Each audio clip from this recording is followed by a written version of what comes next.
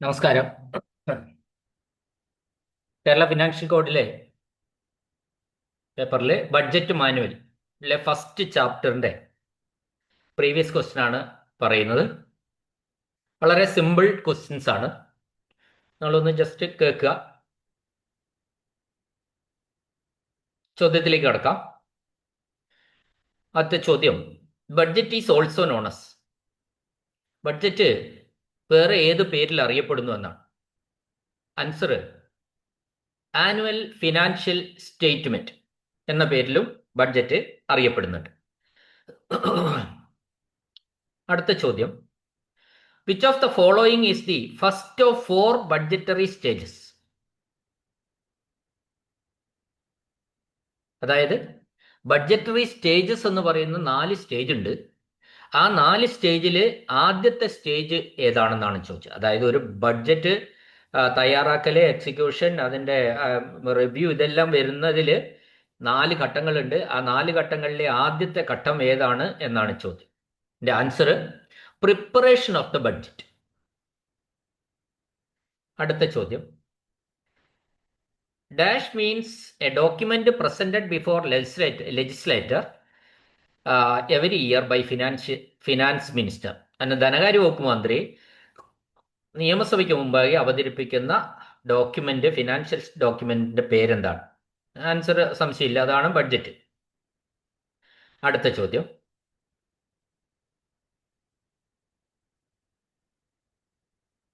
Budget is presented in the state legislature as per article dash of the constitution of India.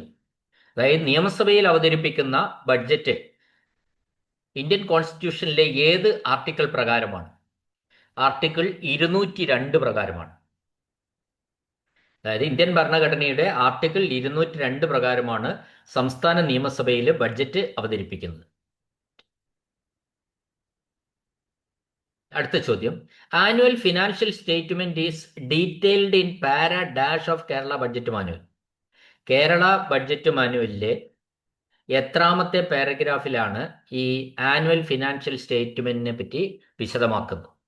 Paragraph 2.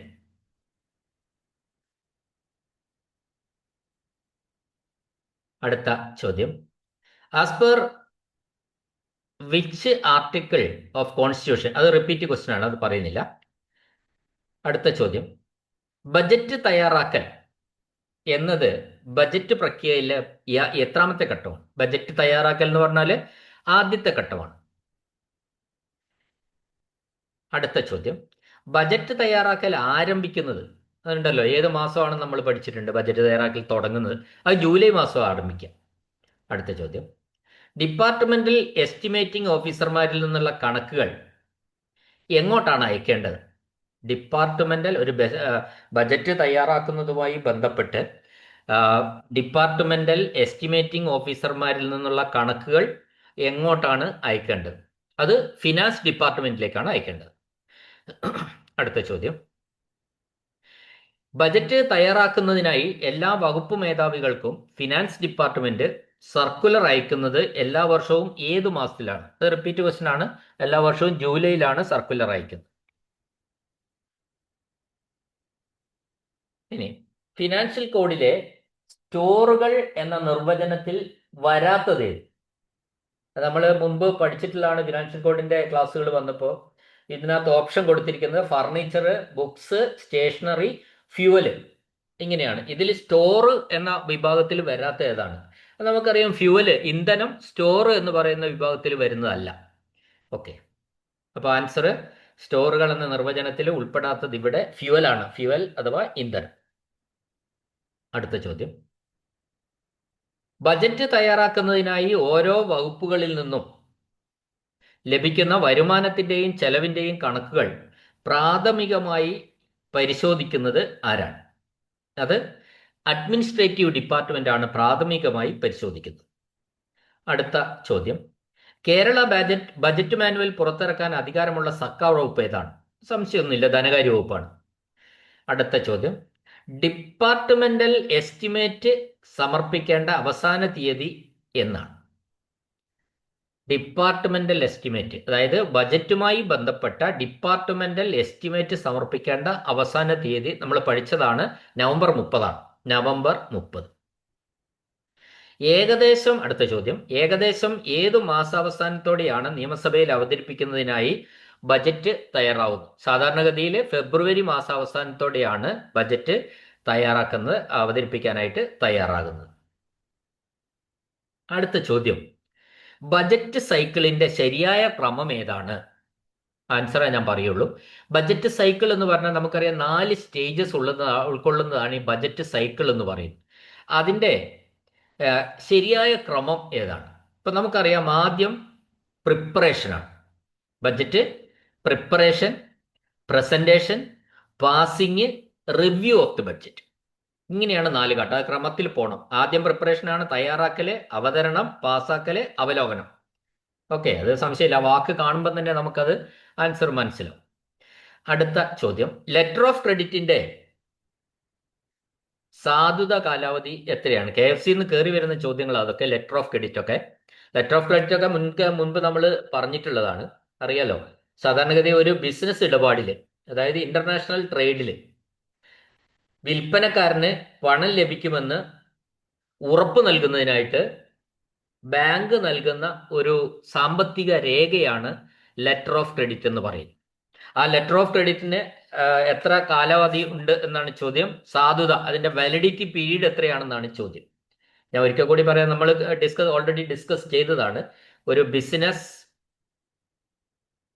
ഇടപാടില്, international ട്രേഡില് വിൽപ്പനക്കാരൻ പണം ലഭിക്കുന്നത് ഉറപ്പ് നൽകുന്നതിനായിട്ട് bank നൽകുന്ന ഒരു സാമ്പത്തിക രേഖയാണ് ലെറ്റർ ഓഫ് ക്രെഡിറ്റ് എന്ന് പറയുന്നത്. അതിന്റെ കാലാവധി, വാലിഡിറ്റി പീരീഡ് എന്ന് പറയുന്നത് 3 മാസമാണ്. ചോദ്യം, ഗവർണറുടെ വേതനവും അലവൻസുകളും അദ്ദേഹത്തിന്റെ ഓഫീസിലെ ചെലവുകളും ഇന്ത്യൻ കോൺസ്റ്റിറ്റ്യൂഷന്റെ ആർട്ടിക്കിൾ 202 ഏത് ഭാഗപ്രകാരമാണ് വരുന്നത്? 202 ആൻസർ ഇവിടെ പറഞ്ഞിട്ടുണ്ട്, 3A ആണ്. 3A പ്രകാരമാണ് വരുന്നത്. നെക്സ്റ്റ് ക്വസ്റ്റ്യൻ, ബജറ്റ് സൈക്കിളിന്റെ 2ാം ഘട്ടം ഏതാണ്? 2ാം ഘട്ടം എന്ന് പറയുന്നത് നമുക്കറിയാം, ദ പാസിംഗ് ഓഫ് ബജറ്റ് പാസ്സാക്കൽ. അടുത്ത ചോദ്യം, നിയമസഭയിൽ ബജറ്റ് അവതരിപ്പിക്കുന്ന ആരാണ്? ധനകാര്യ വകുപ്പ് മന്ത്രി അല്ലെ ധനമന്ത്രി? അടുത്ത ചോദ്യം, ബജറ്റിന്മേലുള്ള പൊതുചർച്ചയുടെ അവസാനം മറുപടി പറയാനുള്ള അവകാശം ആർക്കാണ്? ബജറ്റുമായി ബന്ധപ്പെട്ട് പൊതുചർച്ച നടക്കും, അതിനുശേഷം ആ പൊതുചർച്ചയ്ക്ക് മറുപടി പറയേണ്ടതായിട്ടുണ്ട്. അതിന്റെ ഉള്ള അവകാശം ആർക്കാണ്? ധനമന്ത്രിക്കാണ്. അടുത്ത ചോദ്യം, നിയമസഭയിൽ ബഡ്ജറ്റ് അവതരിപ്പിക്കുന്ന ആരാണ്? ധനമന്ത്രി. സംസ്ഥാനത്തിൽ നിന്നും, അടുത്ത ചോദ്യം, സംസ്ഥാനത്തിന്റെ ഡാഷിൽ നിന്നും പണം പിൻവലിക്കുന്നതിനുള്ള നിയമപരമായ അധികാരം അപ്രോപ്രിയേഷൻ ആക്ട് നൽകുന്നു. അതായത് സംസ്ഥാനത്തിന്റെ ഡാഷിൽ നിന്നും അല്ലെങ്കിൽ ഡാഷ് ഫണ്ടിൽ നിന്നും പണം പിൻവലിക്കുന്നതിനുള്ള നിയമപരമായ അധികാരമാണ് ശരിക്കും അപ്രോപ്രിയേഷൻ ആക്ട്. അത് സംസ്ഥാനത്തിന്റെ ഏതു ഫണ്ടിൽ നിന്നുമാണ് എന്നാണ് ചോദ്യം. അത് കൺസോളിഡേറ്റഡ് ഫണ്ടിൽ നിന്നാണ്. വളരെ പ്രധാനപ്പെട്ട അപ്രോപ്രിയേഷൻ ആക്ട് എന്ന് പറയുന്നത് അത് കൺസോളിഡേറ്റഡ് ഫണ്ടിൽ നിന്നും പണം പിൻവലിക്കുന്നതിനുള്ള നിയമപരമായ അധികാരമാണ് അപ്രോപ്രിയേഷൻ ആക്ട്. അടുത്ത ചോദ്യം, ബജറ്റ് സൈക്കിളിലെ ഏത് ഘട്ടത്തിന്റെ സമാപനമാണ് ബജറ്റ് പാസ്സാക്കൽ? ബജറ്റ് പാസ്സാക്കൽ എത്രാം ഘട്ടമെന്ന് നമുക്കറിയാം. അപ്പോൾ ബജറ്റ് പാസ്സാക്കുന്നതോടുകൂടി ഏത് ഘട്ടം കഴിഞ്ഞു? 2ാം ഘട്ടം കഴിഞ്ഞു. ഓക്കെ, അടുത്ത ചോദ്യം, സംസ്ഥാനത്തിന്റെ കൺസോളിഡേറ്റഡ് ഫണ്ടിൽ നിന്ന് പണം പിൻവലിക്കുന്നതിനുള്ള, ഒരു മിനിറ്റ്, ഒരു ക്വസ്റ്റ്യൻ ഒന്ന് ചെക്ക് ചെയ്യട്ടെ.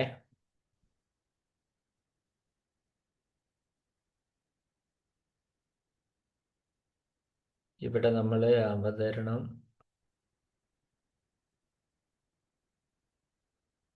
ഇവിടുത്തെ ചോദ്യത്തിൽ ഒരു ചെറിയ ഡൗട്ട് വന്നിട്ടുണ്ട്. ആ ചോദ്യം എന്ന് പറയുന്നത്,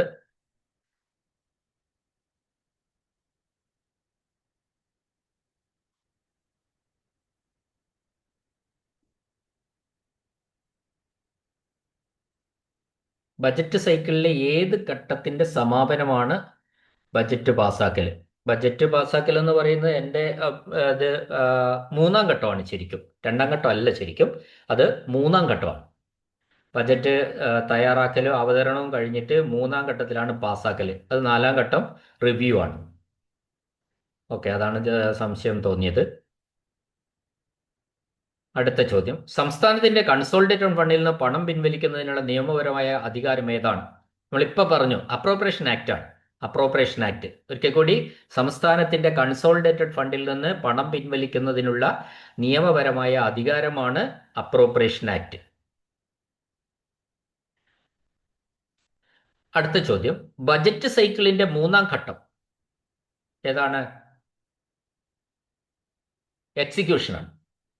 എക്സിക്യൂഷനാണ്. ഒരു മിനിറ്റ് ഒന്ന് ചെക്ക് ചെയ്യട്ടെ. Appropriation, execution. അതെ, എക്സിക്യൂഷനാണ്. 1-ാം ഘട്ടം budget preparation of the budget, 2-ാം ഘട്ടം ബഡ്ജറ്റ് പാസ്സാക്കല്. സോറി, ഇപ്പൊ നമ്മൾ നേരത്തെ പറഞ്ഞ ബഡ്ജറ്റ് പാസ്സാക്കല് ശരിയാണ്. Budget passing of the budget 3-ാം ഘട്ടം ബജറ്റ് നിർവഹണം അഥവാ എക്സിക്യൂഷൻ, 4-ാം ഘട്ടം ബജറ്റിന്റെ റിവ്യൂ. ഓക്കെ, അപ്പൊ നമ്മൾ ഇവിടെ പറഞ്ഞതിൽ പിന്നെ ഒരു ചോദ്യം ഒരിക്കൽ കൂടി നമുക്ക് പറയേണ്ടതായിട്ടുണ്ട്. ക്ഷമിക്കുക, തെറ്റ് പറയാൻ പാടില്ലല്ലോ.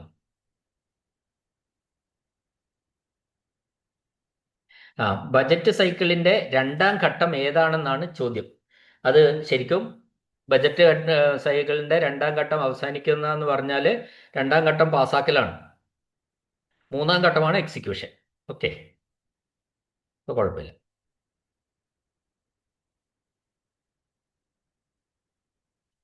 ബജറ്റ് സൈക്കിളിലെ ഏത് ഘട്ടത്തിന്റെ സമാപനമാണ് ബജറ്റ് പാസ്സാക്കൽ? പാസ്സാക്കല് ശരിക്കും 2-ാം ഘട്ടമാണ്. 2-ാം ഘട്ടം തന്നെയാണ്. ബജറ്റ് പാസ്സാക്കൽ ഏത് ഘട്ടത്തിന്റെ അവസാനമാണെന്ന് ചോദിച്ചാൽ 2-ാം ഘട്ടത്തിന്റെ. ആദ്യം തയ്യാറാക്കല്, പിന്നെ പാസ്സാക്കല്, അത് കഴിഞ്ഞാൽ എക്സിക്യൂഷൻ, അത് കഴിഞ്ഞാൽ റിവ്യൂ, അങ്ങനെയാണ്. അപ്പൊ 2-ാം ഘട്ടമാണ് പാസ്സാക്കൽ. ഓക്കെ, അടുത്ത ചോദ്യം, ബജറ്റിന്റെ അവസാന ഘട്ടം താഴെ പറയുന്നവയിൽ ഏതാണ്? സംശയമില്ല, റിവ്യൂ ആണ്. 4 ഘട്ടത്തിൽ റിവ്യൂ ആണ് അവസാനത്തെ ഘട്ടം. 1 അവതരണം, 2 പാസ്സാക്കല്, 3 എക്സിക്യൂഷൻ, 4 റിവ്യൂ. ബജറ്റ് അവലോകനം നടത്തുന്നത് ആരാണ്? ബജറ്റ് അവലോകനം നടത്തുന്നത് ശരിക്കും പിന്നെ ലെജിസ്ലേച്ചറാണ് അഥവാ നിയമസഭയാണ്. അടുത്ത ചോദ്യം, ബജറ്റിന്റെ അവസാന ഘട്ടം താഴെ പറയുന്നവയിൽ ഏതാണ്? വീണ്ടും റിപ്പീറ്റ് ക്വസ്റ്റ്യൻ വന്നിരിക്കുന്നതാണ്. റിവ്യൂ ഓഫ് ബഡ്ജറ്റ് ആണ്. വീണ്ടും അതേ ചോദ്യം, ബജറ്റ് സൈക്കിളിലെ അവസാന ഘട്ടം ഏതാണ്? ഇനി അടുത്ത ചോദ്യം, ബജറ്റ് സൈക്കിളിൽ ഉൾപ്പെടാത്തത് ഏത്? ഈ 4 അല്ലാതെ ഒരു ഉത്തരമുണ്ട്. ബജറ്റ് സൈക്കിളിൽ ഈ 4 അല്ലാത്ത ഒരു ഉത്തരമുണ്ട്. അതായത് പിന്നെ division of fund. Division of fund എന്ന് പറയുന്ന ഒന്ന് ബജറ്റ് സൈക്കിളിൽ ഇല്ലാത്തതാണ്. ഇനി അടുത്ത ചോദ്യം, ഈ അക്കൗണ്ടുകളുടെ വർഗീകരണത്തിലെ അവസാന ഘട്ടം ഏതാണ്? അക്കൗണ്ടുകളുടെ വർഗീകരണത്തിലെ, അതായത് which is the last tier of classification of accounts. നമുക്കറിയാം ക്ലാസിഫിക്കേഷൻ ഓഫ് അക്കൗണ്ട്സിൽ അതൊരു 5 ടയർ സംവിധാനമാണ്. ആ 5 ടയർ സംവിധാനത്തിലെ ലാസ്റ്റ് ടയർ ഏതാണെന്നാണ് ചോദിച്ചിരിക്കുന്നത്. അത് ഡീറ്റെയിൽഡ് ഹെഡാണ്. ഡീറ്റെയിൽഡ് ഹെഡ്, നമ്മൾ മേജർ ഹെഡ്, മൈനർ ഹെഡ്, പിന്നെ സബ് ഹെഡ്, ഇങ്ങനെയൊക്കെ പഠിച്ചതാണ്. അതിൽ ഡീറ്റെയിൽഡ് ഹെഡാണ് അവസാന ഘട്ടം, വർഗീകരണത്തിലെ അവസാന ഘട്ടം എന്ന് പറയുന്നത്. അടുത്ത ചോദ്യം, ബജറ്റിൽ ഓരോ മേഖലയ്ക്കും തിരിച്ചറിയുന്നതിനായി ഒരു ക്യാപിറ്റൽ അക്ഷരം നൽകിയിട്ടുണ്ട്. ബജറ്റിലെ ഓരോ മേഖലയ്ക്കും തിരിച്ചറിയുന്നതിനായിട്ട് ഒരു ക്യാപിറ്റൽ അക്ഷരം നൽകിയിട്ടുണ്ട്. അതില് കെ എന്ന അക്ഷരം ക്യാപിറ്റൽ ലെറ്റർ ആണ്. ചോദ്യം ഇതാണ്, in the budget each sector has been assigned a distinguishing prefix dash a capital letter of the alphabet. The letter K denotes. ഈ വലിയ അക്ഷരം കെ എന്തിനെ സൂചിപ്പിക്കുന്നു എന്നാണ് ചോദിച്ചിരിക്കുന്നത്. ബജറ്റില് ഓരോ മേഖലയും തിരിച്ചറിയുന്നതിനായിട്ട് ഒരു ക്യാപിറ്റൽ അക്ഷരം നൽകിയിട്ടുണ്ട്. അതിൽ കെ എന്ന അക്ഷരം എന്തിനെ സൂചിപ്പിക്കുന്നു എന്നാണ് ചോദിച്ചിരിക്കുന്നത്. അത് കെ എന്ന അക്ഷരം ഡിപ്പോസിറ്റ്സ് ആൻഡ് അഡ്വാൻസസ് എന്നാണ് അവിടെ ആൻസർ. ഡിപ്പോസിറ്റുകളെയും അഡ്വാൻസുകളെയും പറ്റി സൂചിപ്പിച്ചിരിക്കുന്നതാണ് കെ എന്ന അക്ഷരം.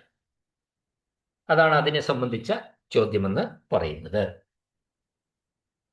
ഇനി The preparation and submission of departmental estimate of revenue and expenditure for the ensuing financial year for budgeting is called. Preparation and submission of departmental estimate-നാണ് നമ്മൾ first stage of budget എന്ന് പറയുന്നത്.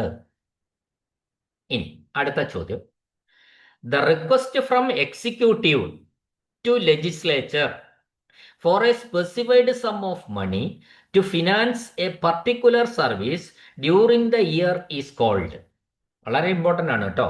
The request from executive to legislature, അതായത് തന്നാണ്ടിലെ ആ വർഷം ഒരു പ്രത്യേക സേവനത്തിന് ഒരു നിശ്ചിത തുക അനുവദിക്കണമെന്ന് നിയമസഭയോടുള്ള എക്സിക്യൂട്ടീവിന്റെ അഭ്യർത്ഥനയ്ക്ക് പറയുന്ന പേര് കേട്ടല്ലോ. The request from executive to legislature for a specified sum of money to finance a particular service during the year is called.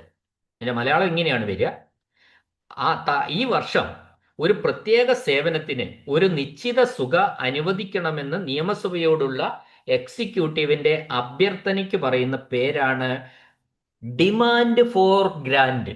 എന്താണ് ഡിമാൻഡ് ഫോർ ഗ്രാന്റ്? അതിനാണ് നമ്മൾ ധനാഭ്യർത്ഥന എന്ന് പറയുന്നത്. ധനാഭ്യർത്ഥന ഓർമ്മിച്ചു വെക്കുക, വളരെ ഇമ്പോർട്ടൻ്റ് ആണ്. ധനാഭ്യർത്ഥന ഓർ ഡിമാൻഡ് ഫോർ ഗ്രാന്റ്.